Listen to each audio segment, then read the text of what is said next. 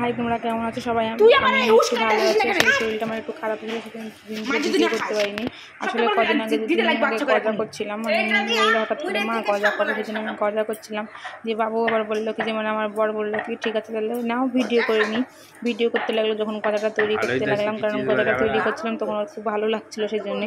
তো কী বলতো, আমি তো তোমাদেরকে ময়দাটা মাখা আগে দেখাইনি। আমি এখানে রুলি ময়দা নিয়েছি, আর রুলি ময়দাতে একটু নুন নিয়েছি আর একটু হালকা সোডা, তারপরে ভালো করে মেখে যখন না মানে আটাটা একটু ঝুরো টাইপের হবে তখন জল একটু শক্ত করে মেখে নিয়ে 10 মিনিট ঢাকা দিয়ে রাখতে হবে। এটা তোমাদেরকে ওই জন্য আমি বলে দিলাম যাতে তোমাদের সুবিধা হয়, যারা দেখে করবো মনে করবে তাদের যেন সুবিধা হয় সেই জন্য। আর এখানে কী বলতো, তোমরা দেখতেই পাচ্ছ আমি কীভাবে এখানে গজাটা তৈরি করে নিচ্ছি। আসলে কী বলতো, যারা ওই একটার পর একটা আটা মাখায় ওই গজাগুলোর ইয়েটা আলাদা, আর এই গজাগুলো যেগুলো দোকানে প্রপারলি দোকানের গজা হয় আমি ওই টাইপের গজাটাই করেছি। মানে দেখে তোমার হচ্ছে কী বলে, ওইটাও আমি এক সময় করবো, ওইটাও আমার ইচ্ছা আছে। কিন্তু যেহেতু এটা আমি তোমার হচ্ছে কী বলে ইয়েতে দেখেছি, ইয়েতে না দোকানে, সেই জন্য আমি মানে যেটা দোকান থেকে গজা আসে আমি ওটার মধ্যে আমি করার চেষ্টা করছি।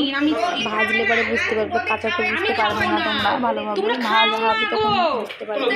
আর কী বলতো, মানে মেয়ে হঠাৎ করে বললো গজা খাবো, সেই জন্য আমি বলছি দেখো ছোটোরা সবসময় তো আর দোকান থেকে ওই একটা দুটো এনে আর ওইভাবে হয় না, একটু বাড়ি দিয়ে এভাবে হলেও সুবিধা হয়। সেই জন্য আবার বাড়িতেই করতে লাগলাম আমি, যে একটু করে হচ্ছে কী বলে বাড়িতে করলে সবাই মিলেই খেতে পারা যাবে। আর দোকান থেকে আনলে কী হয় বলো তো, অত তো আর বেশি আনা হয় না, অল্প করেই আনা হয়, কারণ মিষ্টি থাকলে মেয়ে আবার ঘুরে ঘুরে খেতে চায়। আর বাড়ির জিনিসের সবসময় নিজের হাতের করাটাও একটা ব্যাপার হয়, আর তেলটাও সবসময় নিজেদের ইয়েতেও হয়। আর কী বলতো, ময়দাগুলো না এরকম করে হাত দিয়ে ভালো করে ডলে নিতে হবে। দেখো আমি কী করে ডলে নিচ্ছি, যত ডলবে তত ভালো হবে। এরকম করে ময়দাগুলো হাত দিয়ে ভালো করে ডলে নিতে হবে, ডললে একটু বেশি ভালো হবে। সেই জন্য হাত দিয়ে ভালো করে ময়দাগুলো ডলে নিচ্ছি। দেখো এভাবে ডলে করতে হবে।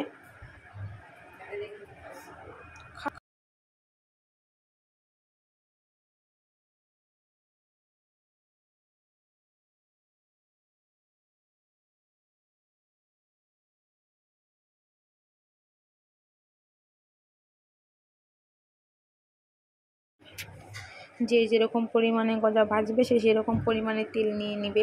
আমি যেহেতু এখানে 10টা গজা ভাজবো সেই জন্য আমি 10টার পরিমাণ তেল নিয়েছি। আর যদি কেউ মেলা মানে একসঙ্গে 2-3টে করে দিব মনে করে, আর হ্যাঁ এখানে আমি চিনি সেরাটা করে নেব। আমি একটা এখানে ভুল কাজ করেছি, তোমরা কেউ করবে না। আসলে কী বলতো, আমার জলটা বেশি হয়ে গেছে, জল বেশি নিবে না, কারণ এটা তো সেরাটা পাতলা হবে না, যেহেতু মানে কীরকম টাইপের হবে বলতো, না গাঢ় হবে আর না পাতলা হবে, মানে যখন হাতে হালকা হালকা আটা টাইপের ঠেকবে মানে তখনই নামিয়ে নিতে হবে।